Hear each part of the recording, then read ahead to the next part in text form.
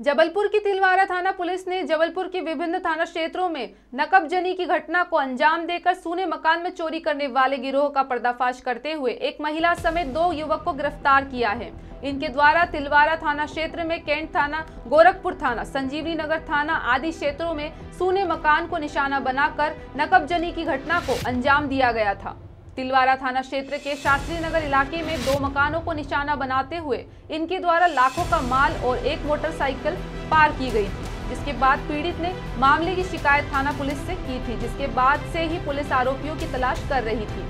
जब इन आरोपियों को पकड़कर पुलिस ने कड़ी पूछताछ की तो पुलिस को पता चला कि इन तीनों के द्वारा जबलपुर के विभिन्न थाना क्षेत्रों में भी नकबजनी की घटना को अंजाम दिया गया है। वहीं शास्त्री नगर में हुई चोरी की घटना का माल इन आरोपियों से बरामद कर लिया गया है। इसमें घटनाक्रम ये है कि दिनांक 10 जुलाई की रात में न्यू शास्त्री नगर में एक सूने मकान का ताला टूटा, जिसमें एक सोनी LCD टीवी और कुछ चांदी के बर्तन और कुछ नकदी चोरी गई थी। इसमें तिलवारा थाने को जैसे ही सूचना मिली तो घटनास्थल की CCTV फुटेज खंगाली गई। उन CCTV फुटेज में जो संदिग्ध थे उनकी पहचान थाना तिलवारा के एक निगरानी बदमाश सचिन सौंदिया के रूप में हुई, सचिन उर्फ देवेंद्र सौंदिया। इस शिनाख्तगी के बाद जब सचिन उर्फ देवेश सौंदिया तथा उसके साथ उसकी पत्नी, जो भी एक रिकॉर्ड शुदा अपराधी है और उसके साथ इन घटनाओं में संलिप्त रहती है, रेखा सौंदिया, इन दोनों को थाने में पूछताछ के लिए बुलाया गया और इन लोगों के द्वारा थाना तिलवारा की 2 चोरियां, जिसमें एक मोटरसाइकिल गई थी और न्यू शास्त्री नगर में जो नकबजनी हुई थी वो स्वीकारी गई। और इसके बाद उक्त दिनांकों में ही थाना संजीवनी नगर, थाना कैंट तथा थाना गोरा बाजार में भी इसी तरह की, गोरखपुर में भी इसी तरह की नकबजनियाँ हुई थी। तो थाना गोरखपुर की नकबजनी में भी सचिन सौंदिया का फुटेज सामने आया था। इसके पश्चात थाना गोरखपुर, थाना संजीवनी नगर, थाना तिलवारा तथा थाना कैंट की एक संयुक्त टीम बनाई गई, जिससे जो भी मशरूका इन 5 नकबजनियों में गया था उसको बरामद किया जा सके, जिसमें सफलता अच्छी मिली कि जो तिलवारा थाने में मोटरसाइकिल गई थी वो जब्त हो गई और तिलवारा थाना अंतर्गत जो नकबजनी हुई थी उसका मशरूका बरामद हुआ। थाना गोरखपुर अंतर्गत जो चोरी हुई थी उसमें एक सोने की चेन, सोने का लॉकेट, सोने का कंगन और कुछ चांदी का सामान भी चोरी गया था और एक सोनी का म्यूज़िक सिस्टम चोरी गया था, जिसकी भी पूरी की पूरी रिकवरी हो चुकी है। थाना संजीवनी नगर अंतर्गत 2 जोड़ चांदी की पायल तथा चांदी के बिछिए गए थे, जिनकी भी रिकवरी हो चुकी है। और थाना कैंट अंतर्गत 2 हाथ घड़ियाँ और कुछ नकदी चोरी गई थी, जिसमें भी रिकवरी हो चुकी है।